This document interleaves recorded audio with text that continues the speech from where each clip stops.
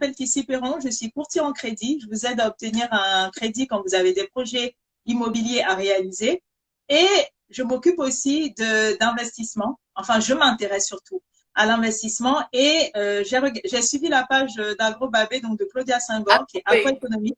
Agrobé. AgroBay, Voilà. AgroBay, d'AgroBay, donc qui est agroéconomiste. Et son sujet m'intéressait beaucoup. Et j'ai décidé de l'inviter pour qu'elle nous parle de son métier. Et je pense que ça va beaucoup vous intéresser aussi. Donc, je te laisse te présenter, Claudia. Super. Bah, écoute, merci déjà pour l'invitation. Euh, Avec vous. c'est un honneur, c'est un plaisir. Et je vais me présenter. Moi, c'est Claudia Senghor, agroéconomiste. On m'a déjà assez bien introduit, hein, consultante agricole. J'accompagne les projets de développement agricole, agroalimentaire et je suis créatrice de contenu depuis maintenant un an sur les plateformes Instagram, Facebook, Twitter, pas Twitter, mais TikTok. Et du coup, c'est ça, moi, j'encourage et je motive en fait les gens dans tout ce qui est agriculture, le potentiel en Afrique, pour justement faire comprendre aux gens qu'il y a vraiment de l'argent à se faire et qu'il faut qu'on se réveille et voilà, qu'on prenne notre place. C'est vraiment ça. Ok. Alors, moi, j'ai un sujet. Comment on fait pour investir dans l'agriculture quand on vit en France, quand on est dans la diaspora? Pour Hein? certains d'entre nous, moi, j'ai grandi en Afrique, je suis venue ici à l'âge de 15 ans. Donc, le village, je l'ai fait. Mhm. Mais pour ceux qui sont ici, qui n'ont jamais mis le pied donc, en Afrique ou même dans le village, comment on fait pour investir dans l'agriculture? Bon, je vais décevoir pas mal de monde, je sais, mais à distance, je pense pas que c'est possible d'avoir un champ et d'être en France, par exemple. D'accord. J'ai fait une vidéo là-dessus. En fait, c'est possible d'investir à distance, mais il faut que tu aies quelqu'un sur place, en fait. Quelqu'un, un collaborateur qui est là physiquement, même si toi, tu gères le côté opérationnel, le côté finance, je dirais, mais il faut que tu aies un homme de terrain. Et c'est pas un employé, c'est vraiment quelqu'un avec qui tu vas mettre en place le projet et qui va ben, justement décider de prendre la partie physique du business. Parce qu'à distance, honnêtement, c'est c'est pas tout le temps possible. On a vu plein de cas où ils ont essayé justement, ils ont eu un cousin, ils ont eu, je sais pas moi, quelqu'un qui voulait se lancer depuis le Sénégal par exemple, et puis moi je suis à Paris, il lui parle du projet, il lui envoie 2000, 3000 euros, puis au final ça fonctionne pas parce que le gars il a pris l'argent pour aller faire autre chose. Enfin, il n'y a jamais vraiment de suivi, pendant Mhm. de réel suivi. Donc moi c'est pas quelque chose que je conseille en fait quand tu es à distance. Tu peux préparer ton projet, ton retour en Afrique dans, je sais pas moi, 4 5 6 ans. Tu prends le temps de planifier ton projet, tu achètes ton terrain, etc. Et puis, bah voilà, en fait. Mais si tu veux te lancer et que tu restes en France ou en Europe ou aux États-Unis, sans pour autant rentrer et vouloir justement que ton truc se développe, il faut vraiment que tu aies mis en place une société avec un collaborateur qui, lui, va décider d'être sur place, quoi. Mais de toi en France et le terrain, je ne sais où, en Côte d'Ivoire, là, non, ça va pas fonctionner. Donc, je pense que vous en êtes déçu pas mal, mais... Donc, alors, admettons que donc du coup, tu as mis en place, on va dire, une structure, ok, pour investir dans l'agriculture et que donc du coup, tu fais des allers-retours. Parce que ça aussi, c'est une C'est très possibilité. possible, Vu ouais. que, par exemple, si moi je prends la Côte d'Ivoire, c'est même pas à 6 heures d'ici. Donc, normalement, tu prends le vol à 6 heures, à midi, tu es là-bas. Donc, admettons que tu y vas régulièrement et Mhm. que tu achètes un champ ensuite. Comment ça se passe concrètement? Quelqu'un qui décide de préparer, entre guillemets, son retour ou même son investissement là-bas, comment ça se passe? Bon, c'est un peu comme ça, hein, genre, comme tu dis, on n'est pas très loin de l'Afrique de l'Ouest. Tu viens en France, tu as la possibilité de faire des allers-retours.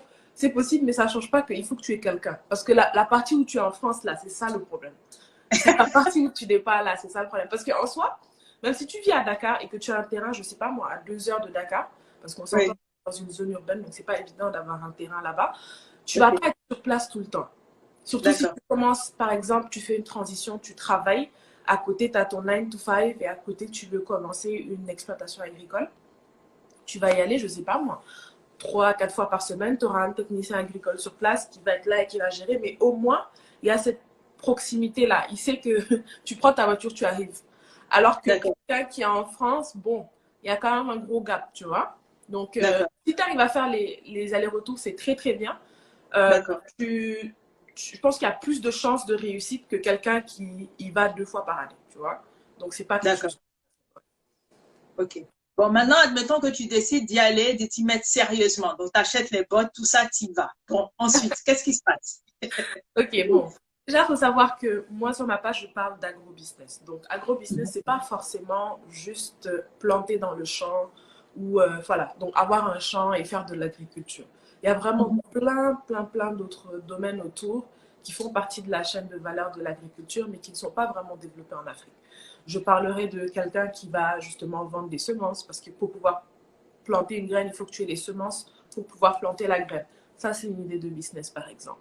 Quelqu'un, D'accord. par exemple, il faut des machineries pour pouvoir être sur le champ. Donc, si on veut un champ moderne et pouvoir produire à grande échelle, à un moment donné, il va falloir que tu aies certains outils et de la machinerie. Ça, c'est une idée de business. Quelqu'un qui ne veut pas être dans les champs peut s'intéresser, par exemple, à la machinerie agricole, l'importation, etc. Ça peut être une idée de business. Tu es dans l'agro-business. Euh, Ah, Puis ensuite, tu as justement là le premier maillon, donc le maillon principal, c'est la production. C'est là où on parle maintenant d'agriculture. D'accord, je vais me lancer, je vais avoir un champ. Donc, pour pouvoir te lancer à avoir un champ, il faut déjà que tu aies une terre, bien évidemment. Donc, si tu as une terre, tant mieux. Je sais qu'il y en a beaucoup qui ont des terres délaissées par les parents, ici et là, dans des villages, etc. C'est l'occasion de fructifier ces terres-là.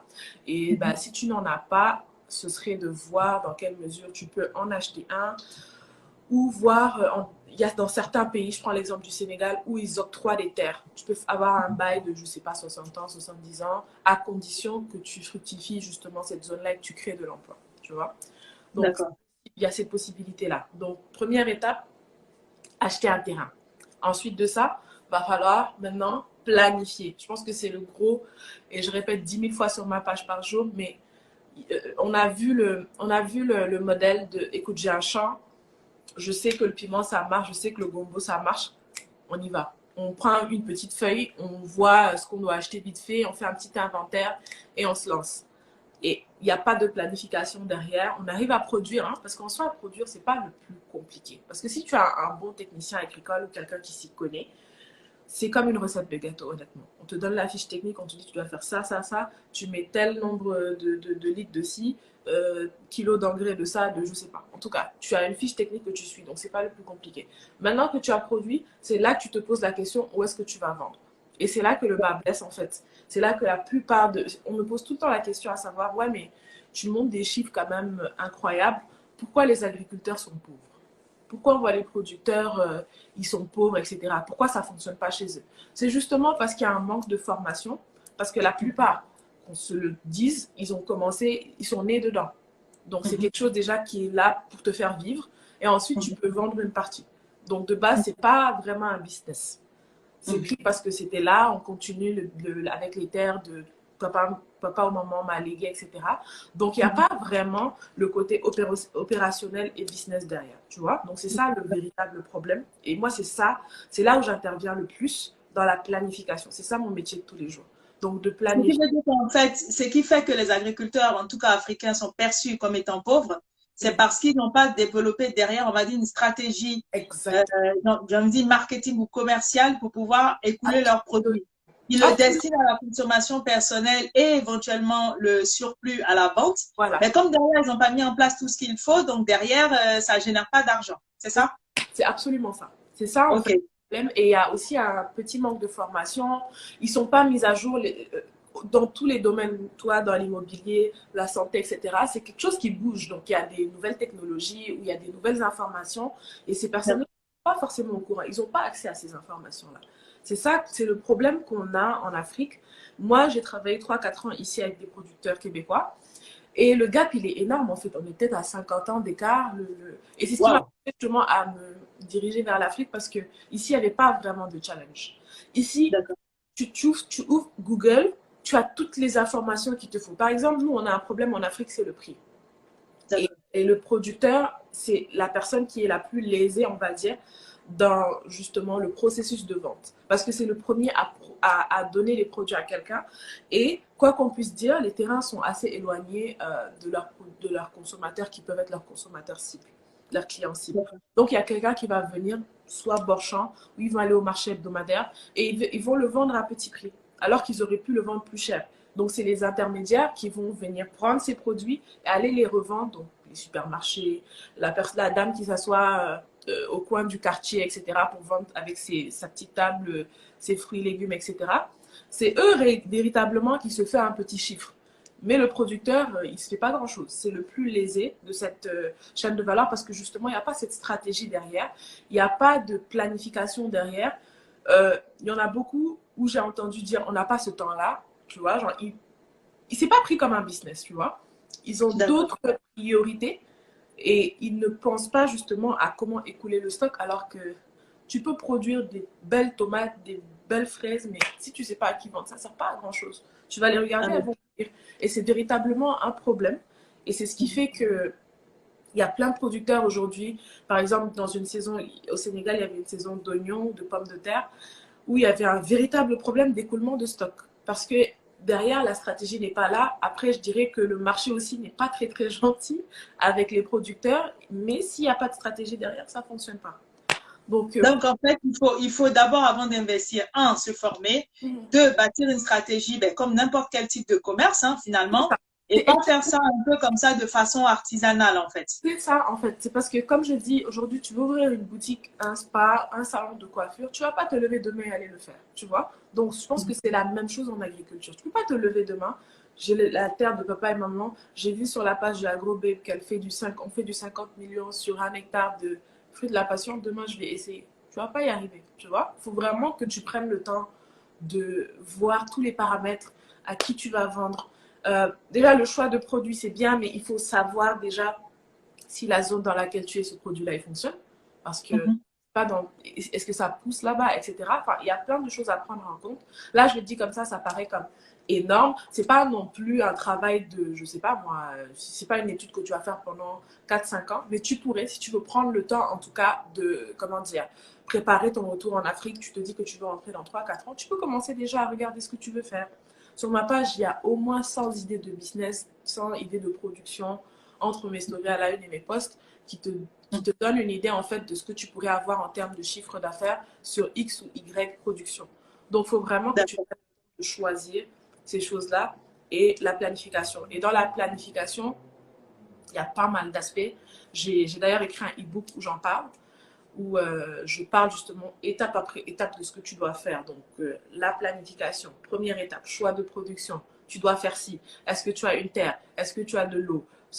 Dans ton petit plan d'affaires, ce qu'il doit avoir dans ton plan d'affaires. Donc, en fait, pour planifier ton projet de A à Z, j'ai reçu tellement de questions là-dessus que je me suis dit, écoute, tu ne peux pas répondre à tout le temps la même chose, écris un livre et explique-le. Donc, il tient. D'accord. De toute façon, ton livre sera offert à l'un d'entre vous. Elle posera une question après. Et puis l'un d'entre vous qui aura trouvé la réponse et on fera un tirage au sort, je lui offrirai le livre de Claudia pour que ça puisse l'aider à aussi investir. Je me posais une question, c'est que quand par exemple tu décides d'investir réellement dans l'agriculture et que tu te dis j'achète un terrain. Ensuite, déjà il faut que tu vérifies quoi au niveau du terrain? Alors, ça, ce sont des aspects un peu plus techniques parce qu'aujourd'hui, on s'entend qu'une terre dans l'immobilier et une terre agricole, c'est différent. Je ne suis pas très, très bonne en immobilier, mais le type de sol n'est pas le même. Donc, il faut que le sol soit qualitatif, soit fertile. Ce sont des choses que la personne qui va te vendre le terrain mettra en avant d'habitude, te dira que c'est tel type de sol. Ce soit un sol sablonneux, un sol limono-argileux, un sol, etc. C'est des termes un peu plus techniques. Mais si jamais, par exemple, toi, tu n'es pas sûr que la terre est fertile, déjà, tu pourrais voir autour de toi, déjà, si quelqu'un s'y connaît, ou justement la zone où il va te vendre le terrain. Regarde à côté, est-ce qu'il y a des champs? Est-ce que ça pousse bien? Ça te donnera déjà un indicatif de si le sol il est qualitatif ou pas, quoi.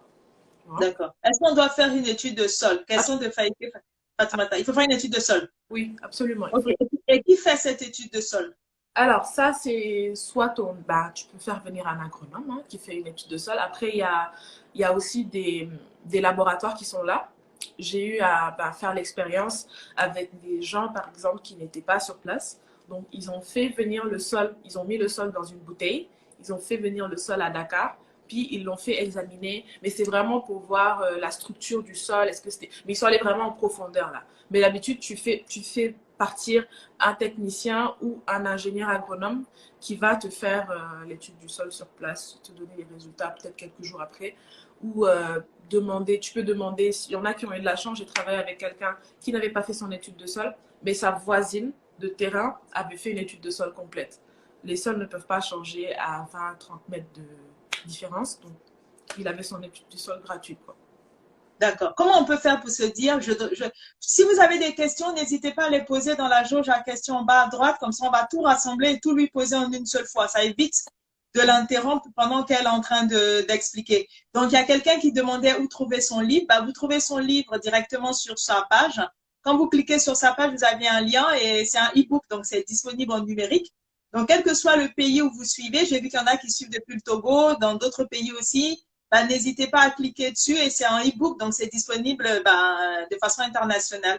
Vous n'avez pas besoin qu'elle vous l'envoie parce que c'est numérique, donc vous cliquez, vous l'achetez, vous le recevez tout de suite. Ouais. Donc, c'est pour ceux aussi qui ont des questions, vous pouvez poser dans la jauge à questions et puis quand elle aura fini de développer, on va ouvrir la jauge à questions et poser les questions. Donc, j'avais lu quelque part quelqu'un qui disait qu'il y avait quelqu'un qui lui avait dit qu'il était agroéconomiste, mais en fait, il n'était pas agroéconomiste. Donc, du coup, comment on peut savoir que la personne est vraiment diplômée ou pas? Ah, il y a des gens qui nous suivent de la Russie, du Sénégal. Ben, écoutez, bienvenue à tous. Hein. Eh ben, c'est la force des réseaux. Bon, moi, je pense qu'il faut demander déjà qu'est-ce qu'il a fait. Hein. Tout simplement, il y a plein de gens qui aujourd'hui se prénomment agronome. C'est très facile de... Moi, aujourd'hui, je ne suis pas agronome pur, je suis agroéconomiste. Aujourd'hui, au Québec, si je dis que je mets à côté de mon nom Claudia Senghor agronome, on me poursuit. Ah oui? Non, c'est très, très... Aujourd'hui, je ne peux pas poser des actes agronomiques parce que là, aujourd'hui, moi, j'ai fait des études agroéconomistes, j'ai fait la partie technique, j'ai fait l'étude du sol, je suis allée dans les champs, etc. J'ai fait des stages, mais on va dire que la moitié de mon cursus, c'était finance, comptabilité, gestion des entreprises agricoles, etc. Donc, vraiment le côté opérationnel, mais comme pour préparer une exploitation ou conseiller, accompagner un producteur. C'est vraiment ça que j'ai fait, le côté théorique. Parce qu'on me dit tout le temps, ouais, tu racontes beaucoup de théorie et la pratique. Moi, je suis la théorie, on va dire. J'assume. J'assume. Sans théorie, il n'y a pas de pratique. Donc, voilà. Est-ce qu'on peut qualifier, par exemple, l'élevage de poulets? Parce que je sais qu'il y en a qui de plus en plus le font. Est-ce que ça appartient à l'agriculture? Là, franchement, question citadine, hein. J'en sais rien. Non, parce que moi, quand on parle d'agriculture, je pense toujours aux végétaux. Mais tout ça, c'est de l'agriculture, en fait. Le poisson, le poulet. Non, parce que pour le coup, je me dis, le poulet, on n'est pas obligé d'y être. Si, quand même. Je trouve que même le poulet, c'est un peu plus compliqué. D'ailleurs, j'ai une cousine que je viens de voir rentrer. J'ai vu la ferme Jobia, justement. Elle, c'est une ferme avicole. Et elle a fait sciences politiques, puis elle s'est redirigée vers l'agriculture. Pour répondre à ta première question, l'agriculture, ça ressemble un peu tout. Mais après, il y a l'aviculture, il y a la pisciculture, il y a le maraîchage, etc. Il y a plein de sous-branches, on va dire, de l'agriculture. Mais on va dire que c'est la grosse branche, quoi. Quelqu'un qui dit que l'agriculture, c'est assez vague, il faut que tu expliques un peu plus. Le poulet, elle a dit c'est le pire. Ouais, c'est pas... Ouais, c'est le pire. C'est le pire. Je pense qu'elle n'a pas une belle expérience, mais en tout cas, c'est quelque chose qui marche bien, mais il faut se former un peu. Et on ne demande pas de retourner à l'école, là, de se faire un cursus universitaire ou scolaire, mais il y a des formations qui sont disponibles, qui sont là, où tu peux te former, soit sur le terrain, bah, c'est l'idéal à un moment donné, d'aller sur le terrain et de voir comment est-ce que ça fonctionne. Mais il y a aussi des cours en ligne que tu peux suivre, etc. pour au moins te documenter et avoir... Parce que les gens aujourd'hui, ils viennent me voir, ils me disent, écoute, je veux me lancer, je ne sais pas dans quoi je veux me lancer, mais j'ai envie d'investir dans l'agriculture. Qu'est-ce que je dois faire? Moi, là, tout de suite, je te redirige vers ma page, je te dis, va t'inspirer. Parce que moi, je ne peux pas te donner aujourd'hui, te dire, écoute, va faire du piment. Ça marche très, très bien. Si ça ne t'intéresse pas, au final, que tu rentres dedans, que la formation, tu ne l'as pas faite, ça ne va pas marcher. Tu vois? Donc, moi, je préfère ne pas vendre du rêve aux gens et puis leur dire d'aller se former dans ceux qui pourraient les intéresser. C'est super important. C'est très d'accord. Ouais. Alors, je vais te lire les commentaires. Donc, il y a des gens qui te suivent depuis la Russie. Il y en a qui te suivent depuis Montréal. Il y en a qui te suivent depuis la Côte d'Ivoire. T'as Marie Pioto qui dit qu'elle te suit, qu'elle a beaucoup appris. Super. Alors, il y a des questions, mais bon, pour les questions, mettez-les dans la jauge à questions pour qu'on puisse tout rassembler. Bon, ils disent que l'élevage du poulet, c'est une catastrophe. Il y il y a de l'arnaque de la part des... Ah ben, il y en a qui te suivent aussi depuis le Maroc, apparemment. Et Ah, donc, Gabon, voilà, c'est alors, vrai. tu es mondial, hein. Ah Leeds, bon? Leeds, j'ai l'impression que c'est Australie, mais je suis pas sûre. Incroyable. Super. Ok, Maroc, bon voilà, tu es suivi dans le monde entier apparemment. Donc voilà, tu fais des émules. Donc est-ce que, par exemple, quand tu décides d'investir dans l'agriculture, comme tu dis, premièrement, Belgique aussi, tu as vu, les pays s'arrêtent pas. Hein. Ouais. Waouh! Ah, on a une Ah ouais. star, la Fababy qui est là. Merci Fababy. Tu savais que tu étais suivi comme ça dans le monde entier? Tu savais? Bah, je m'en suis rendu compte, on va dire très récemment, quand j'ai pour demander de vous me suivez d'où. Là, j'étais choquée quand même parce que j'ai vu des pays que même pas. On m'a mis les drapeaux, je me dis mais ça c'est où même? Ça sort d'où? Donc c'est là que je me suis dit ok, ça c'est vraiment comme j'impacte un peu plus que je ne le pense. Donc c'est tout à mon honneur, je suis très contente, vraiment. D'accord. Vraiment. Donc, du coup, tu dis que, en fait, si par exemple quelqu'un se dit, je veux investir dans l'agriculture, mais là, on va dire les végétaux.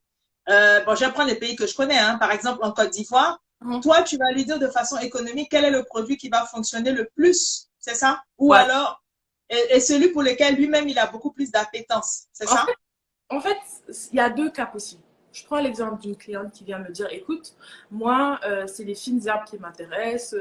J'en avais fait pousser dans mon jardin. J'ai vu que c'était très, très productif. Maintenant, je veux en faire un business. J'ai un hectare qui se trouve je ne sais où, à Groville ou je ne sais pas où. J'ai envie de faire un hectare de fines herbes de plusieurs façons, citronnelle, menthe, etc. Aide-moi à mettre en place ce plan d'affaires-là. Là, c'est plus facile. Parce que les deux cas sont très, très, très bien là. Il y a quelqu'un qui aujourd'hui comment dire, ne s'y connaît pas du tout, mais a une idée. Ça, c'est le client là tout de suite qui te dit qu'il veut faire ça, mais il ne sait pas comment faire pour y arriver. Donc là, tout ce que tu vas faire, c'est prendre les informations de lui. Aujourd'hui, il m'a dit qu'il veut faire les fines herbes. Donc moi, je vais aller voir les fines herbes, comment ça pousse en Côte d'Ivoire, qui a déjà fait ça là-bas, les prix, la rentabilité, voir est-ce que c'est possible déjà. On va faire une petite étude de faisabilité parce qu'on ne va pas aller jusqu'à la fin, calculer les chiffres, perdre je ne sais combien d'heures pour lui dire au final, bon, ça ne fonctionnera pas. Donc, on fait d'abord une petite étude de faisabilité pour voir est-ce que oui ou non les fines herbes ça fonctionne. Mais d'habitude, dans le maraîchage, on met les fines herbes dans le maraîchage, ça fonctionne très très bien là. Tout au long de l'année, on va manger, je sais pas moi, du poivron, du piment, etc. C'est les condiments de base qu'on mange un peu tous les jours. Donc, c'est des choses où sans pour autant aller faire des recherches poussées, d'ores et déjà, on sait que c'est des choses qui marchent toute l'année. Donc, ce qu'on fait, c'est que la personne qui me pose la question, écoute, je veux me lancer dans ce secteur-là, je vais l'aider, mais de manière un peu moins poussée que quelqu'un qui se lance et qui veut se lancer et qui n'a pas d'idée du tout. Qui me dit, écoute, j'ai un terrain en Côte d'Ivoire, il est là, je sais qu'il peut fructifier, j'ai 10 hectares. Je pensais à la tomate, mais je ne suis pas sûre que ça fonctionne. Moi, je vais aller regarder et je me rends compte que la tomate, c'est pas forcément un bon business en fonction de la zone, lui, où il est, que ce soit au niveau de la conservation, etc. Ça va être compliqué. Là, je reviens lui dire, écoute, j'ai fait quelques recherches, mais je pense que la tomate, ça va te fatiguer pour un début. Je te propose de faire tel, tel, tel, tel, tel. Je te mets une liste quand même pour que tu aies le choix final. Et après, on commence à travailler là-dessus, quoi. Mais c'est vachement intéressant. En fait, ça veut dire que pour s'investir dans l'agriculture, il faut pas se lever là, et puis partir faire son truc. Ah En non. fait, sinon, on fait, comment dire, on court le risque, en fait, de se planter complètement, en fait. En fait, le truc, c'est que il y a une différence et les gens oublient de faire la différence entre j'aime l'agriculture, je suis passionnée par ce secteur-là et je veux vraiment faire un business. Tu vois? Genre ça, c'est Mhm. différent.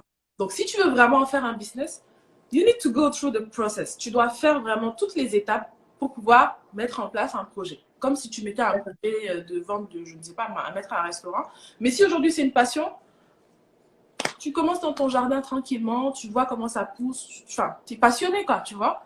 C'est différent. Mhm. Il ne faut pas mélanger. D'accord. Je vois une question, Fababy, qui demande c'est quoi les meilleurs D'accord. pour la Côte Ouais. d'Ivoire. Il y en a pas mal, hein. Il y en a pas mal, je ne les ai pas en tête. Mais comme j'ai dit, je travaille justement avec des gens en Côte d'Ivoire en ce moment. Le maraîchage, comme j'ai dit, là, c'est international. Hein.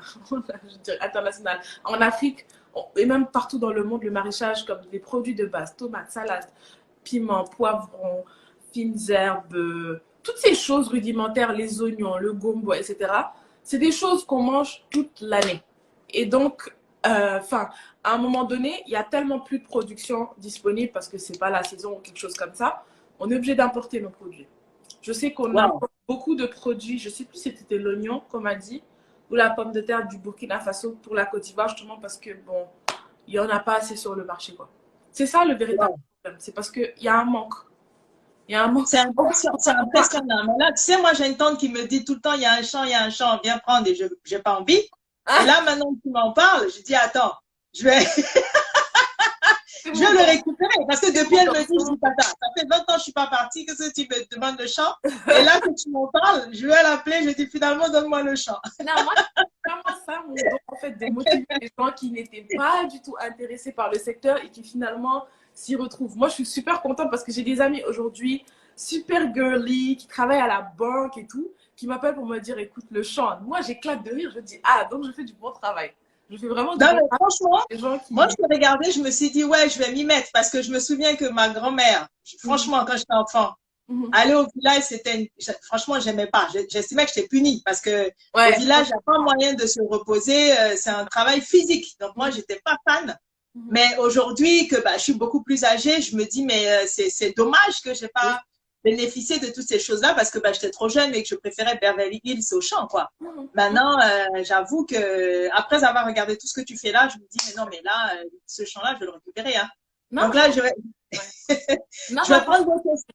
y a des choses Je à. vais prendre les questions que vous avez pour elle. Et puis, si vous en avez encore de supplémentaires et que malheureusement, on est obligé d'interrompre le live pour la laisser aussi Ouais. partir vers à ses occupations, n'hésitez pas à vous connecter sur sa page pour prendre ses conseils et réussir vous aussi à faire un investissement rentable. J'ai aussi une question, c'est à partir du moment où la personne décide de faire son champ ou se lancer dans l'agriculture et les résultats, il faut combien de temps pour commencer à gagner de l'argent? Bon, ça va dépendre de la production. On va dire que D'accord. quelqu'un qui se lance dans du piment, moi je vais prendre mon exemple personnel. Mon père a une exploitation. On a une exploitation familiale. Et d'ailleurs, c'est cet exemple que je voulais prendre pour la distance. Euh, Moi, je ne suis pas tout le temps à Dakar. Je suis, on va dire, plus à Dakar qu'à Montréal. Mais je trouve que je fais quand même encore des allers-retours parce que j'ai des business ici aussi. Mais comme mon père, c'est lui qui est là-bas opérationnel et mon père aussi agronome. Donc lui, la partie technique, c'était un passionné, c'était pas un businessman. Il a toujours eu son petit truc, etc. Et là, c'est devenu un business. Donc moi, je gère les projets, les stratégies, etc.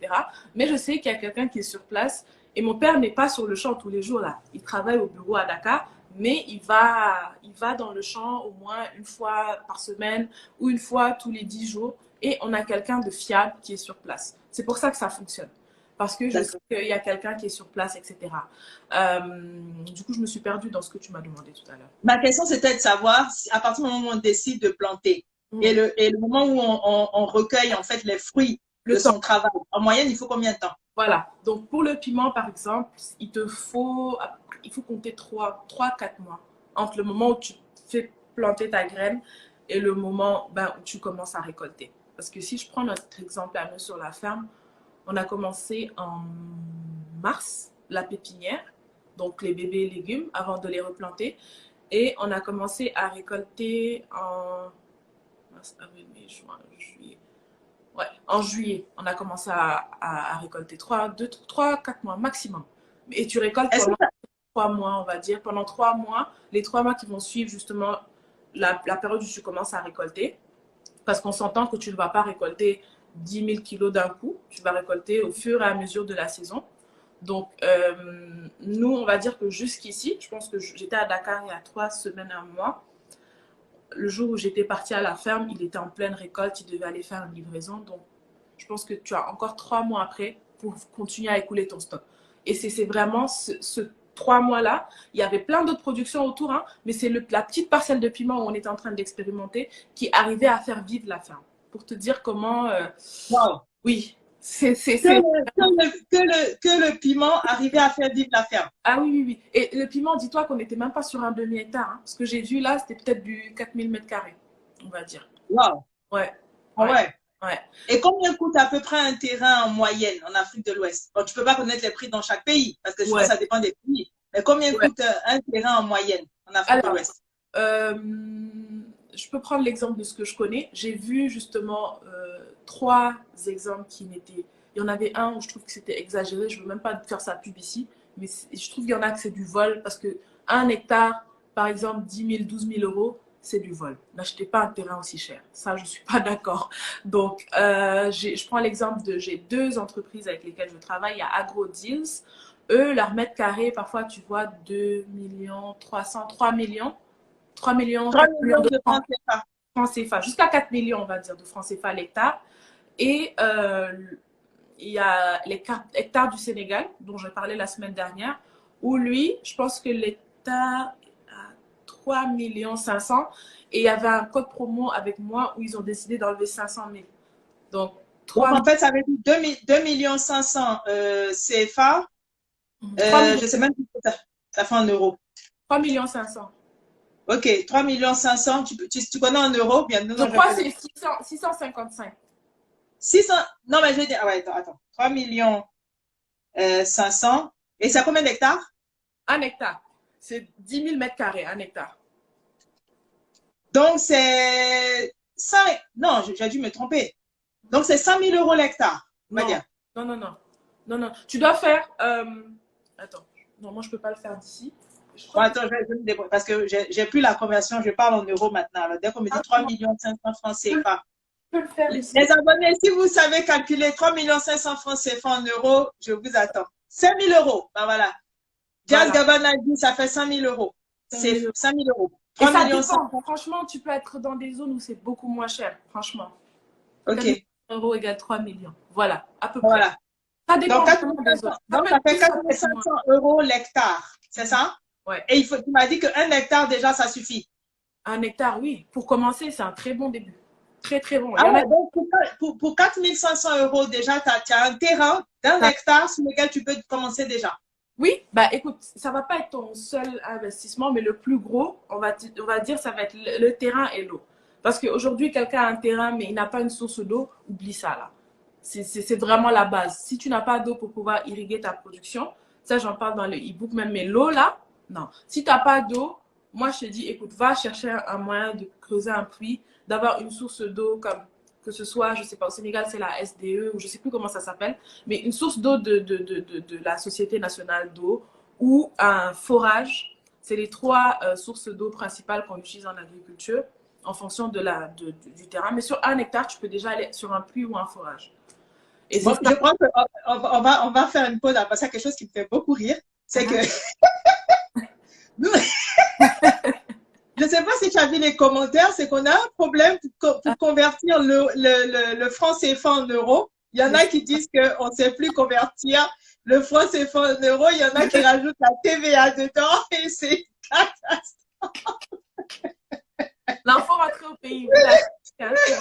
Écoutez, c'est simple. 650 francs, non, c'est pas ça. 656 francs CFA fait 1 euro. 1 euro, 656 francs CFA. Chacun. Comme ça. Donc, si on dit, par exemple, 3 500 divisé par 655. C'est énorme. Je ne comprends pas pourquoi on est si nul alors que c'est tellement facile. Je ne comprends pas pourquoi on galère comme ça. Ok, donc on est à 5 300. Voilà, 5 300. Voilà, à peu près. Ça peut varier plus ou moins, quoi. 5 300 un hectare, il faut trouver un point d'eau pour que ça puisse fonctionner. Et si on prend par exemple l'exemple du piment, en 4 mois déjà, vous avez ce qu'il faut pour déjà commencer à budgétiser. 5 000 euros, c'est le prix d'un sac de luxe. Hein, donc, c'est top. C'est 4 500 euros. Ceux qui ont dit plus, vous êtes des douaniers. Je te lis les questions. Ok, ça marche. Donc, je répète, hein, pour ceux qui veulent se former, il y a son livre qui est disponible sur sa page et puis elle donne aussi des formations elle-même. Parce qu'il y a quelqu'un qui a demandé dans le live s'il y avait des formations, mais elle donne des formations. Je crois que les formations, c'est en digital. Hein. C'est-à-dire que c'est en ligne pour l'instant. Je ne me suis pas encore intéressée au présentiel puisque justement, on me suit de je ne sais où là. Mais j'en ai fait une la semaine dernière où c'était le marketing agricole, justement, comment vendre ses produits, se démarquer, etc. Mais je vais une formation de base, comment se lancer en agriculture. Parce que je sais qu'il y en a que ça intéresse. Donc, j'en ferai une pendant le mois de novembre. Moi, je vais m'inscrire. Hein. Déjà, ton livre, je vais le prendre un pour moi et j'en offrir un aux abonnés qui aura répondu à une question. Et puis, moi aussi, je vais me former pour pouvoir le faire. Parce que bon, je n'ai pas vu toute ma vie. Alors, c'est super. On va prendre les questions. Alors, tu as une question de Scotchboy 221. Il dit, moi, je suis plutôt intéressé par le domaine de la transformation. Est-ce que tu peux lui expliquer, s'il te plaît? C'est ce qu'il dit. Alors, pour la transformation, aujourd'hui, ça dépend de ce que tu veux faire. Moi, je ne suis pas totalement en agroalimentaire. Ça prend un ingénieur agroalimentaire. Mais aujourd'hui, tu veux te lancer en agroalimentaire. C'est quoi ton produit de base? Est-ce qu'il y a une formulation qu'on doit faire? Donc, ça va prendre de la recherche et du développement.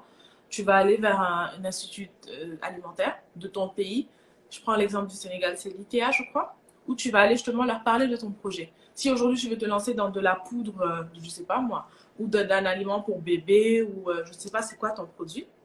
En tout cas, si ça implique une certaine transformation et que tu veux comme commercialiser à grande échelle, quelque chose que tu ne ferais pas dans ta cuisine en tout cas, pour faire bref, tu dois aller vers un institut justement qui va te dire si oui ou non le produit il est viable déjà pour commencer.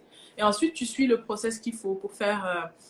c'est un peu plus technique, je dirais, quand c'est certains produits agroalimentaires. Je ne veux pas m'avancer parce que je ne suis pas spécialiste du domaine, je ne veux pas vous dire n'importe quoi là, mais on suit un process. Moi-même, j'apprends là-dessus en ce moment. Il y a des étapes bien définies là, mais le premier truc, c'est déjà de savoir si ton projet, il va pouvoir tenir la route ou pas. Et pour pouvoir savoir, tu vas vers quelqu'un. Je sais qu'il y a sur Instagram Agro-Influence que je connais bien et qui est justement ingénieur agroalimentaire. Aujourd'hui, tu as un projet comme ça, tu veux te lancer dans, je sais pas, un mélange de crêpes, de pancakes ou de mil, des choses africaines. Admettons, là, je donne des idées en même temps. Tu peux aller voir cette personne et lui dire, écoute, est-ce que j'ai ce produit-là que j'aimerais mettre? Est-ce que c'est possible déjà? Puis ensuite, tu vas voir déjà qui va te fournir. Parce que ça va être ça, l'un des risques et un des défis. Ça va être de trouver un fournisseur qui va te donner de la qualité et qui pourra te la donner toute l'année. Parce que l'objectif, c'est vraiment de pouvoir desservir tout au long de l'année. C'est vraiment ça les premières étapes. Ok, merci. Alors, l'autre question. Alors, tu as une question de Monsieur Gunza qui te demande, la culture de fruits est-elle plus rentable que celle des légumes? La culture des, excusez-moi. La culture de fruits est-elle plus rentable que celle des légumes? Ben, oui et non, hein, parce que si on parle de fruits, aujourd'hui, c'est de l'investissement à long terme. Parce qu'aujourd'hui, on s'entend, tu plantes un arbre et tu fais du maraîchage, l'arbre, tu vas attendre 4 ans. Puis 4 ans. bah, je prends un exemple, quoi. Ça dépend. Ah ouais. Si aujourd'hui, tu veux planter des mandarines ou tu veux planter un citronnier et que tu veux y aller from scratch, c'est-à-dire que de la graine à faire pousser jusqu'à avoir des fruits, il faut attendre 4 ans. Mais aujourd'hui, maintenant, il y a des gens qui vendent des plants. Donc, ça te réduit justement le temps d'attente. Tu vas acheter un plant de citron, un plant de papaye, etc. Ces choses-là sont déjà en train de pousser. Donc, toi, tu vas juste replanter. Donc, ça va diminuer le temps d'attente. Mais entre les deux, en termes de rentabilité, ça dépend vraiment. Parce que si je prends l'exemple du fruit de la passion, c'est des lianes grimpantes, etc. Ça pousse un peu plus vite, mais ça reste un fruit. C'est très rentable si on le compare au piment. Moi, je pense que c'est du cas par cas. On ne peut pas comparer, quoi. D'accord. Tu as une question de Lala Fatou, Lala Maimouna qui dit, pensez-vous que la meilleure manière de s'en sortir, c'est de combiner production-vente? Ah, mais oui. Production-vente. Non, mais si tu produis... Alors, je reprends. Elle dit, pensez-vous que la meilleure manière de s'en sortir, c'est de combiner production-vente et production-transformation, c'est-à-dire vendre le produit brut et aussi transformer pour le vendre autrement? Je ne sais pas si j'étais bien expliqué. Bon, si j'ai bien fait ça. oui. Ben, ce qu'on veut, c'est que justement ajouter de la valeur à nos produits. Parce que nous, si on ne le fait pas, les gens à l'extérieur le font pour nous. On a vu l'exemple ici du karité, on a vu l'exemple du cacao. J'ai parlé du cacao sur ma page, mais on m'a tué. Il ne fallait pas parler bon? du cacao de Côte d'Ivoire. Les Côte d'Ivoire, les Ivoiriens ne m'ont pas raté. Quand j'ai Ah parlé bon? justement, le cacao, c'est les plus gros producteurs de chocolat au monde. C'est les États-Unis, l'Allemagne, la Suisse et la Belgique et qui ne sont pas producteurs de cacao. Là, tout de suite, tu te dis, ah, ok. Donc, eux, en fait, ils ajoutent de la valeur où nous, on n'est pas assez industrialisé justement pour faire ça. Donc, plus tu ajoutes de la valeur à ton produit, plus il coûte cher, plus tu te fais de l'argent. C'est aussi simple que ça. Donc, c'est très, très bien. Et ça aide aussi à la conservation des produits. Donc, aujourd'hui, si tu as du piment et que tu en fais de la confiture de piment, ou tu en fais du piment séché, tu vas augmenter le temps justement de conservation de ce produit-là, autant pour toi que pour la personne qui va le consommer, etc. C'est parfait. Donc, ce qui veut dire que tant qu'à faire les choses, autant faire du début jusqu'à la fin, quoi, finalement. Au lieu de faire une partie, de vendre et que ça te revienne encore plus cher, etc. Tant qu'à faire autant, puisque c'est toi qui produis, autant faire toute la chaîne, en fait. En fait, oui, dans le meilleur des mondes, mais c'est pas réaliste parce qu'aujourd'hui, on s'entend qu'il y en a beaucoup qui partent sur fonds propres. Donc, si tu veux commencer et tout faire, ok, si tu es assez solide, tu peux. Mais si tu veux commencer vraiment et y aller step by step, tu peux mettre ça dans ton business plan et te dire que, écoute, je commence et dans 2 ans, je vais commencer à transformer. D'accord. C'est un peu nous ce qu'on fait même sur la ferme. Tu peux commencer d'abord par produire, regarder ce qui fonctionne bien parce qu'il faut savoir que l'agriculture, c'est assez, ça bouge beaucoup. Donc aujourd'hui, tu peux commencer et te dire, je vais faire telle production. Tu en fais 4. Tu vois que sur les 4, il y en a 2 qui marchent très très bien et les 2 autres, ça pousse un peu moins bien pour X ou Y raison. Parce que ça reste qu'on est sous tutelle de la nature. Donc on ne peut rien forcément véritablement gérer. Surtout si tu es en plein champ et que c'est pas couvert, etc. Ça, c'est un autre débat. Donc, mais il faut vraiment comme regarder déjà ce qui fonctionne bien. Mais tu peux te dire aujourd'hui, je prends 4 et finalement, c'est les 2 là qui fonctionnent. Et au final, dans 2 ans, sur les 4 que tu as commencé, tu vas en faire 2 et rajouter 2 nouveaux. Donc, c'est quelque chose qui bouge beaucoup, où tu as beaucoup de changements qui arrivent. Donc, je pense que pour un départ là, c'est vraiment de commencer par la production pour ceux qui veulent produire. Puis il y en a qui n'aiment pas aller au champ. Donc tu peux juste trouver de bons fournisseurs de produits agricoles, là, dépendamment de ce que tu veux faire, puis produire à petite échelle. Aujourd'hui, je sais qu'il y a beaucoup de small business qui ne vont pas passer par l'ITA ou de la R&D, etc. Bon, si tu veux aller à plus grande échelle, tu es obligé d'arriver à ça. Mais si tu veux commencer par tester déjà, tu veux faire, je sais pas moi, du jus, cold press, etc. C'est quelque chose qui marche beaucoup ici au Canada et je vois que ça commence à se développer. Tout ce qui est jus, etc., c'est des choses, mais quand tu regardes les prix, c'est incroyable l'argent qui se font dessus. Donc, c'est des choses qui marchent bien et qu'on peut commencer à petite échelle, de manière sanitaire, bien sûr, dans sa cuisine, etc. Et après, tu commences à développer. Donc, tu n'es pas obligé de faire ce process de production-là.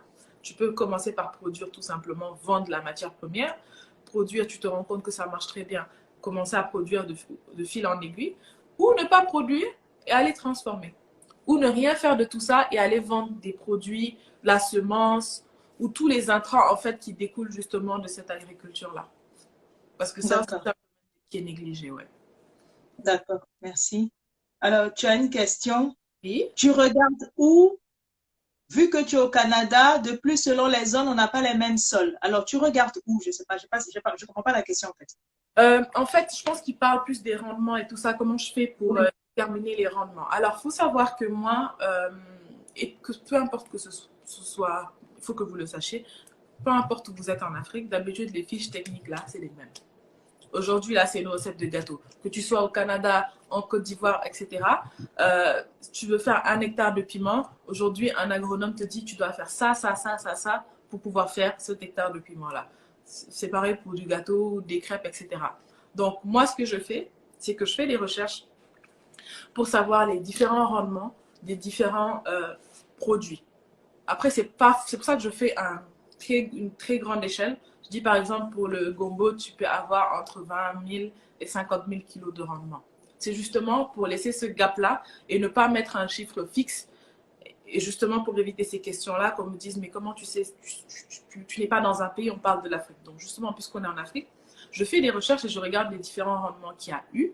Je regarde les fiches techniques, ce qui est dit, parce que les fiches techniques sont partagées un peu partout en Afrique. Et c'est comme ça que je mets en place justement un rendement qui pourrait ressembler au rendement des différents pays. Parce que moi, je me base quand même là sur l'Afrique de l'Ouest. J'ai peut-être 5-6 pays types que je suis où je sais que ça peut être une bonne base pour donner mes moyennes de prix, etc. D'accord, top. Tu as une question de... Quel type? Tu as une question de Darvardiu 7.2. Quel type de culture faire pour commencer? Donc là, tu as dit que ça dépendait du terrain.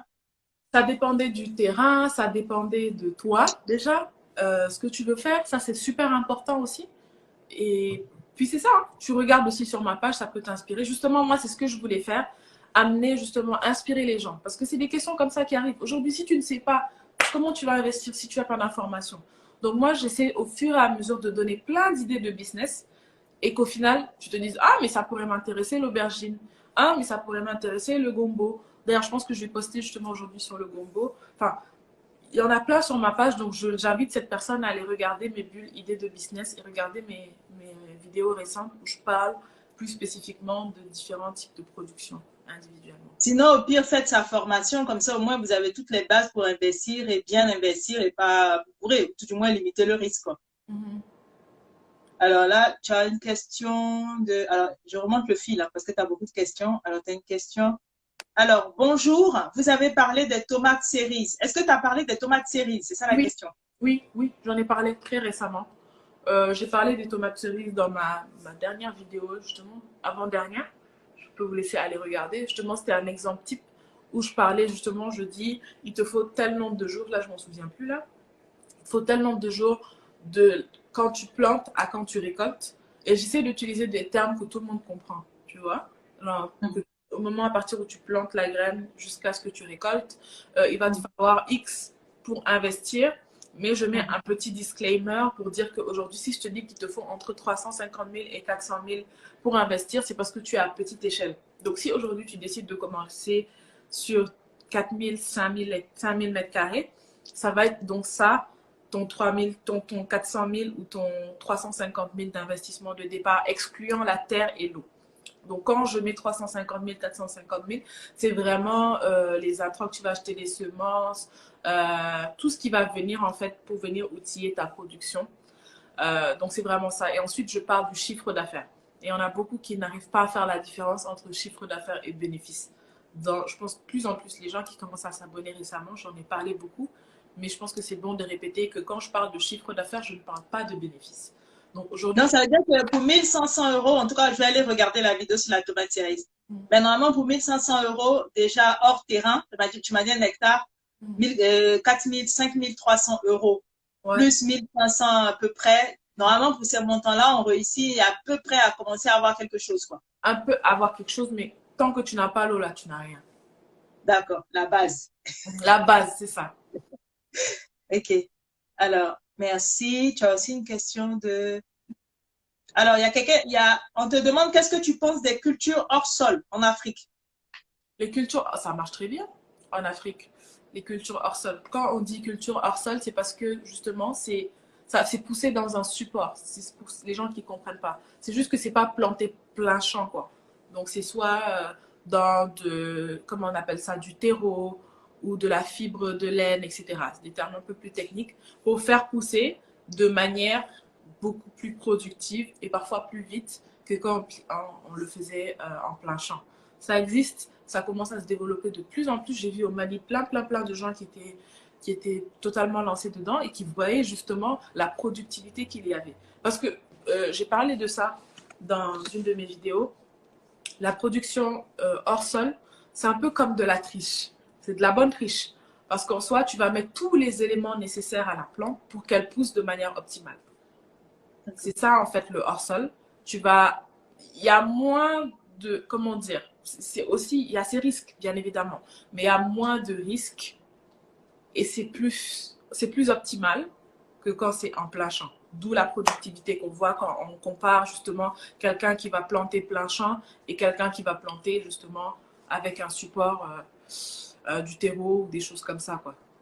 Fibres de laine, de coco, tout ça. D'accord, ok, merci. Tu as une question de Marie Piotto qui dit, j'ai déjà écrit mon business plan, mais mon problème, c'est l'investissement. Est-ce que vous pouvez m'en parler? Alors oui, bien évidemment, l'investissement, ça prend pas mal de choses, donc l'eau, la terre, les équipements. Après, ça dépend de ton business, ce que tu fais.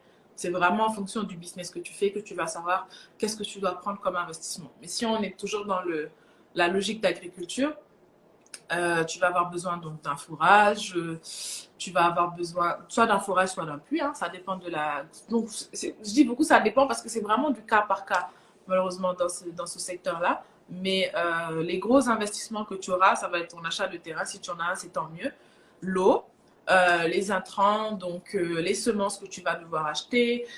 Tu vas devoir acheter bah, de l'engrais, que ce soit de synthèse de l'engrais naturel en fonction de c'est quoi ta vision des choses, ta main-d'œuvre, parce que tu ne vas pas faire tout toute seule. Ça aussi, c'est quelque chose qu'il faut prendre en compte. Est-ce que tu vas prendre un technicien agricole? Ça, c'est très recommandé si tu veux en faire un business en tout cas. Donc, il va falloir mettre en place un fonds de roulement pour payer tes employés. Donc, ton technicien agricole, tu vas devoir payer de la main-d'œuvre, etc. Donc, c'est un peu ces choses-là qui vont faire ton investissement de départ. Hein. C'est un peu ça. C'est franchement passionnant. Hein. Je me dis que franchement, il faut être fou pour aller se lancer tout seul dans la danse sans se faire conseiller. Enfin, fou. Parce Je que veux les dire, gens savent pas. c'est moi, quoi. C'est ça. Les gens savent pas, ils se lancent et puis après, ils voient que ça marche pas, ils se disent, mais enfin, ils racontent tous des bêtises là en agriculture, ça fonctionne pas. Mais c'est parce que derrière, il y a pas de préparation. Les gens ne se préparent pas et après, ils sont choqués que ça fonctionne pas. C'est dommage. Il y a quelqu'un qui t'a posé une question dans les commentaires. Alors, je répète hein, textuellement, il a dit, il a posé une question sur la high density planting et j'ai pas bien noté. J'aurais dû. Ouais. High density planting, ça, franchement. Voilà. Pouvez-vous nous parler du high density planting et de l'association des cultures? La high density planting, je ne vais pas m'avancer là-dessus, je ne connais pas. D'accord. Je ne connais pas. Ensuite, par rapport à l'association des cultures, c'est quelque chose qu'on a fait l'expérience justement au champ avec mon père. On a mis en association du maïs et du gombo. Et il y a eu une certaine rivalité entre les deux. C'était trop fun à voir en fait. Donc pour les passionnés, ça vraiment genre, ils vont être à fond dedans quoi. Parce on a essayé de faire un test. On a fait pousser du maïs tout seul, du gombo tout seul, et on a fait pousser du maïs et du gombo en association. Et on a vu que le gombo poussait bah, normalement quand il était seul, mais en association avec le maïs, il essayait en fait de rattraper, tu sais, les épis de maïs sont très très grands. Et en fait, le gombo essayait de rattraper le maïs. Donc, on était à je ne sais combien de pieds et on arrivait à avoir beaucoup plus d'épis. Donc, pour faire court, quand tu mets en association certaines productions, tu arrives à être plus productif au final. Ah, ça veut dire que les plantes elles-mêmes se boostent entre elles. Elles se font la compétition, quoi. C'est exactement ça. Il y a un exemple, on a fait une vidéo là-dessus justement, c'est sur la ferme du budget. Quand vous allez sur ma bulle, la ferme familiale, vous allez voir une vidéo justement où mon père montre, il est dans le champ, tu vois les trucs qui le dépassent et il te montre justement le gombo, comment le gombo essaie de dépasser le maïs. C'est impressionnant quand même. C'est assez impressionnant. Waouh! Ouais. Waouh, waouh, waouh, waouh. J'apprends plein de choses. Franchement, merci beaucoup. Ça fait plaisir, ça fait plaisir. Et puis on peut, s'il y a encore des questions, on n'est pas obligé de couper comme tout de suite. Hein. Je peux continuer à répondre à certaines questions, ça me ferait plaisir. D'accord, ok. On me dit sur 1 hectare, si on produit du piment, si on fait 3 récoltes dans l'année, combien ça peut rapporter? Est-ce que tu as des chiffres? Ouh là, je ne sais pas tout de suite là. Tout de suite pour te dire comme sur déjà trois saisons de piment dans l'année. Ce serait vraiment que tu anticipes, admettons aujourd'hui, ta première récolte, elle est en mars, avant que l'autre ne finisse, avant que tu ne commences à récolter l'autre, tu as déjà planté. J'imagine que c'est ce que tu veux dire quand tu veux faire 3 fois dans l'année. Mais si tu veux faire ça, effectivement, il y a une stratégie que tu mets en place derrière, c'est possible, mais il y a des moments dans l'année où le prix va être moins intéressant que d'autres. Je prends l'exemple de mon père. Euh, on a fait pousser notre piment pendant l'hivernage. Techniquement, c'est quasiment impossible, c'est très difficile. Tous ceux qui ont essayé n'ont pas pu. Mais puisque lui, il est très technique et donc il est agronome, il a réussi. Parce que c'était vraiment, comme beaucoup ont fait et n'ont pas réussi. Et à cette période-là, il n'y a pas de piment sur le marché. Tu peux vendre ton kilo de piment jusqu'à 3500. Quand il venait de récolter, le kilo de piment bord champ, c'est-à-dire que bord champ, c'est là où tu te fais le moins de marge d'habitude. Mais les gens venaient le trouver, les dames du marché venaient le trouver sur le champ pour s'arracher le piment limite à 3500. Donc, il s'est fait vraiment une grosse marge. Là, c'est redescendu à 2000 maintenant parce que les gens ont commencé à planter et à récolter maintenant. Il y en a sur le marché. Donc, le prix va descendre. Donc, je ne pourrais pas te donner de chiffre exact, mais en tout cas, tu vas te faire du chiffre toute l'année, mais il y a des périodes de l'année où tes prix vont différer. Ça, c'est quelque chose qu'il faut prendre en compte. Tu n'auras pas, par exemple, du 3000 francs toute l'année. Et aussi, en fonction du rendement, en fonction de la récolte, de la technique que tu as utilisée, est-ce que tu as bien suivi, etc. Tu vas te faire peut-être une productivité qui n'est pas linéaire en fonction des différentes saisons. Ça, c'est sûr. On a l'eau, les plantes de piment font 2 ans. Tu as plein de questions, hein. Il y a quelqu'un qui te demande une question de coach. Il y a Lads qui dit quels sont tes tarifs pour un accompagnement dans la création d'une structure agro-business. Alors, ça dépend vraiment. Je fais des coachings. Là, je sais qu'il y en a beaucoup qui ont essayé de prendre des calls avec moi. J'ai dû couper parce que on va dire, victime de mon succès peut-être. J'ai juste plus de place en ce moment pour prendre des coachings. Mais je ne sais même plus c'est quoi le prix. L'accompagnement à l'horaire, je crois que c'était 80 $. Mais il y a l'appel découverte que je fais à 15 000 francs, justement pour savoir c'est quoi tes besoins, ce que tu peux faire, les possibilités, etc. avant justement de pouvoir travailler avec toi. Donc, c'est un peu ça. Mais après, je réponds aux messages sur Instagram. Là, j'en ai beaucoup, donc ça prend un peu plus de temps. Puis, je laisse aussi un numéro commercial que j'ai où on essaie de répondre aux questions des gens très difficilement en ce moment, j'avoue. Parce qu'il y a beaucoup, beaucoup de messages. Mais voilà. En gros, c'est ça. On ne va pas te faire payer pour avoir certaines questions rudimentaires là, que tu peux trouver sur ma page. Mais si tu veux y aller un peu plus loin et mettre en place un business, effectivement, on va te faire remplir une fiche pour savoir tes besoins, ce que tu veux faire, etc. En fonction, on va te dire dans quelle mesure on peut t'accompagner. Voilà. Quand tu as dit 15 000 francs, ce n'est pas euros, hein, c'est CFA. Vous, 1 euro fait 650 francs CFA. Donc, 15 000 francs, ça ne va même pas faire 15 euros. Hein. ouais, non. Pour un appel découverte, en fait, c'est juste pour se découvrir, pour savoir ce que tu veux faire et moi te dire ce que je peux faire pour toi. Donc, c'est vraiment ça. Mais là, il faut justement que je fasse un revamp de la partie rendez-vous parce que les gens essaient de prendre des rendez-vous mais n'arrivent pas. C'est juste parce qu'il n'y a plus de place. Donc, je vais essayer de trouver une journée où je vais faire que ça. D'accord. Alors, tu as une question, comment sécuriser sa plantation? Alors, ça, c'est déjà c'est une bonne question, mais la première chose qui peut paraître bête, mais c'est, enfin, comment dire, est-ce que tu l'as clôturé ou pas? Ça, c'est un très, très bon. Parce que sécuriser, ça peut pas être forcément des humains, mais aujourd'hui, une vache ou quelqu'un qui se trouve, elle va voir que tu fais une belle plantation, elle va vouloir manger comme tout le monde. Elle va venir te trouver, elle va manger tes différentes productions, celles qui l'apprécient le plus. Donc, c'est important. Il n'y a pas que l'être humain Voilà. duquel il faut se protéger, il faut aussi se Voilà. protéger des animaux autour. Exactement. Donc, c'est ça, la première barrière, là, ta clôture, ça va être ta première protection. Puis ensuite, il faut que tu aies quelqu'un sur le champ. À un moment donné, il faut que tu aies un gardien dans tes charges, etc. Quand tu mets en place ton business plan, il faut penser à un gardien en fonction de l'étendue de ton terrain. Comme je dis là, quand tu commences petit, tu n'as pas besoin de tout ça. Mais quand tu veux faire vraiment un business qui va, voilà, là, tu es obligé de mettre en place une certaine main-d'œuvre. Est-ce qu'il faut se dire, quand on embauche un ouvrier, que de toute façon, il y aura une perte? Je ne dis pas que tous les ouvriers vont aller se servir, mais je dis. Non, oui, c'est une très bonne question.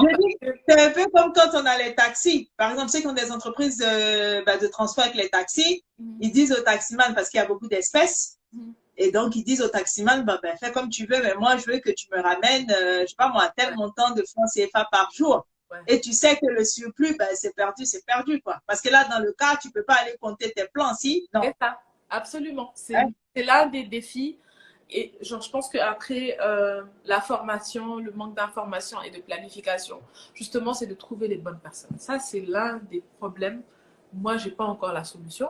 On essaie de trouver des stratégies dans le sens où aujourd'hui, si on prend l'exemple de mon père, nous, ce qu'il a mis en place, c'est que vraiment, les ouvriers ne sont pas forcément, ils n'ont pas un salaire. Ils ne sont pas considérés comme des salariés. Ils sont considérés comme des membres à part entière de l'équipe. C'est-à-dire qu'aujourd'hui, là, si on fait un bénéfice, tu as un pourcentage sur le bénéfice, qui est fou. Si on te dit qu'aujourd'hui, sur le 1 ou le 2 millions qu'on va se faire, tu as le 1% dessus. Tu as ta paye, bien évidemment, tu es payé à l'horaire en fonction de comment vous allez faire pour mettre en place un certain salaire.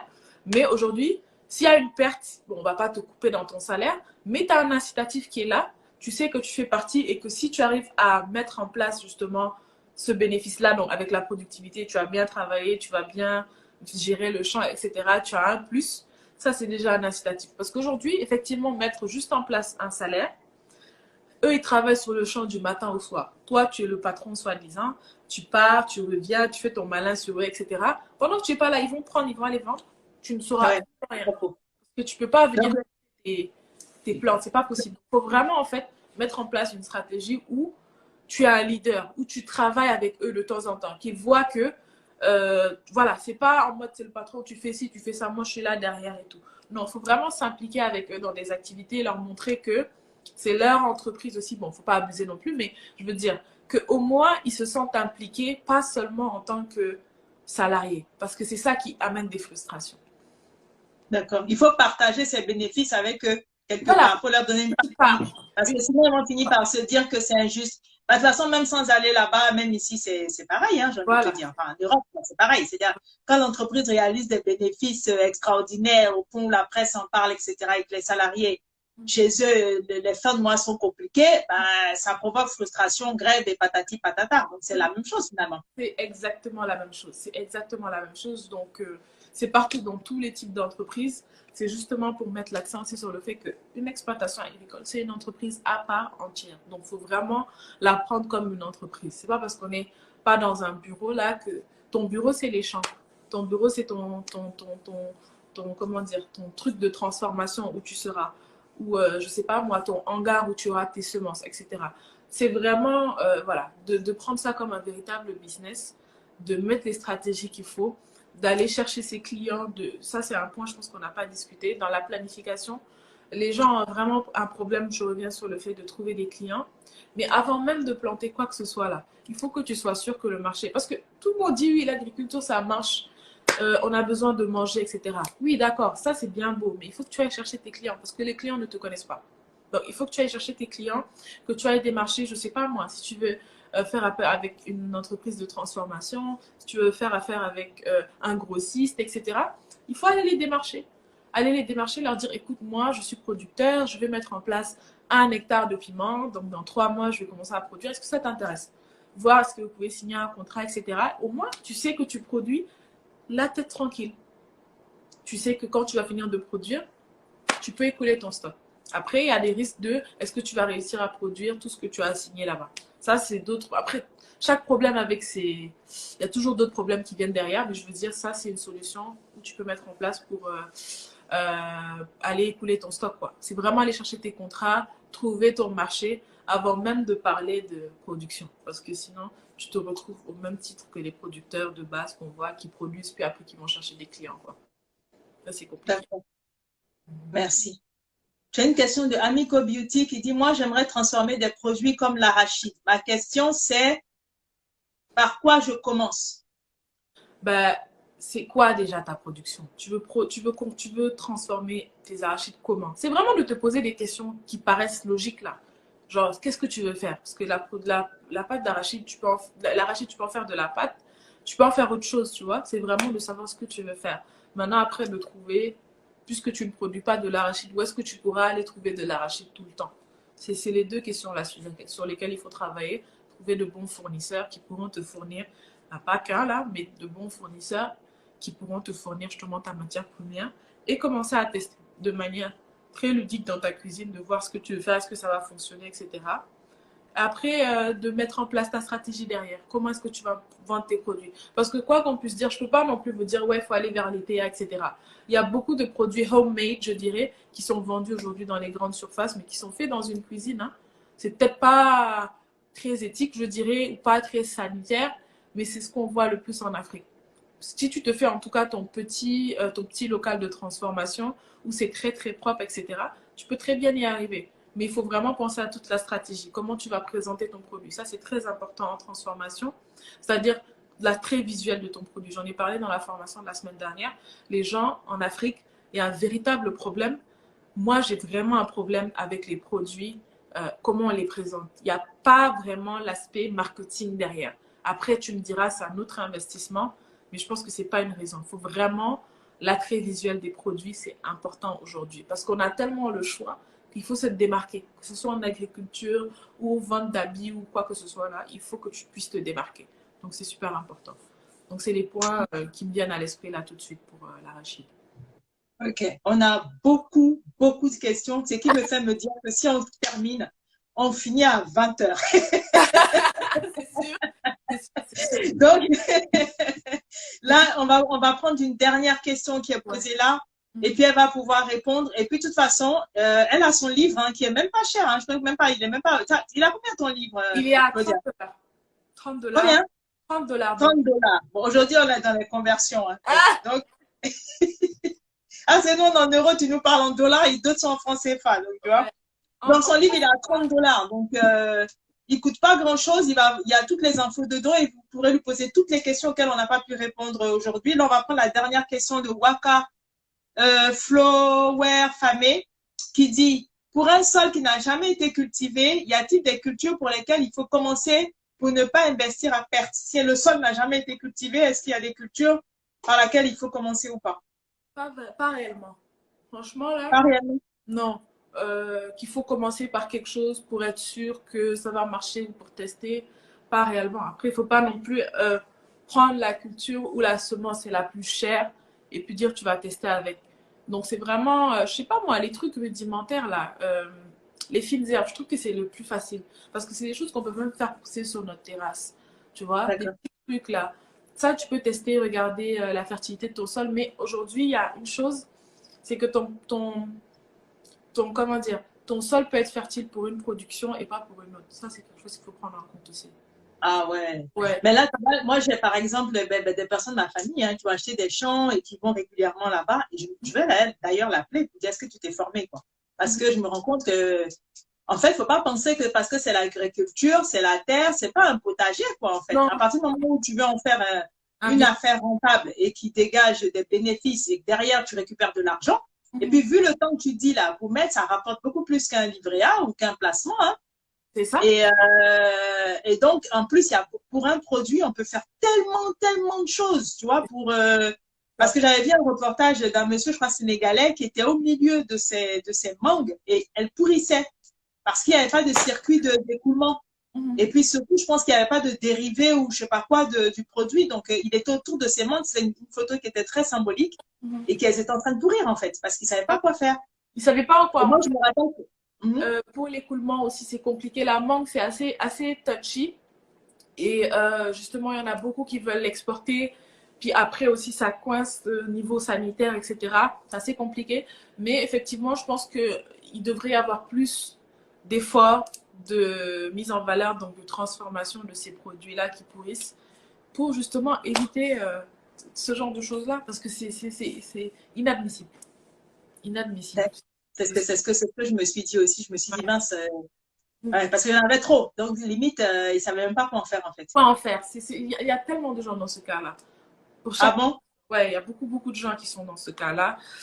J'avais parlé de la noix de cajou aussi, où justement, nous, on n'a pas beaucoup de... Il n'y a pas vraiment d'investissement qui a été fait au niveau industriel pour vraiment... Parce que la noix de cajou, de base, le fruit, on ne peut pas le manger comme ça.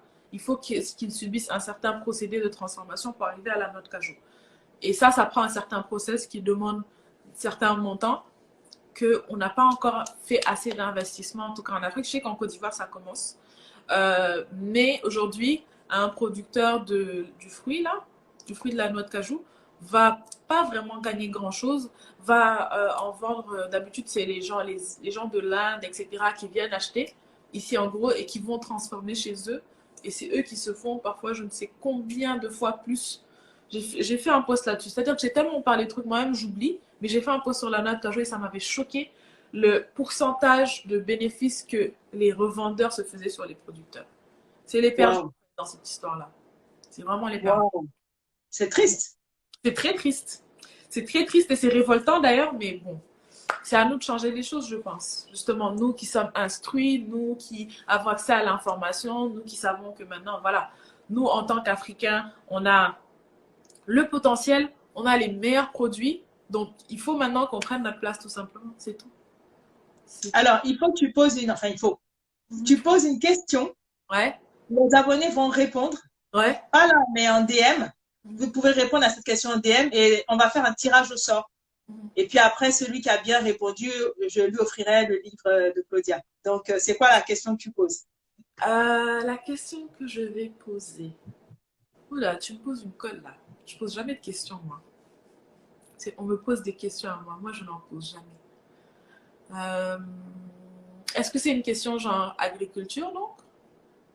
la question que tu veux. En fait, tu poses une question, je vais reposer cette question quand je vais republier le live. Ouais. Les personnes vont répondre à la question. Et après, on va faire un tirage au sort, parce qu'il y a plusieurs qui vont forcément trouver. Et puis, le gagnant aura ton livre. Ok.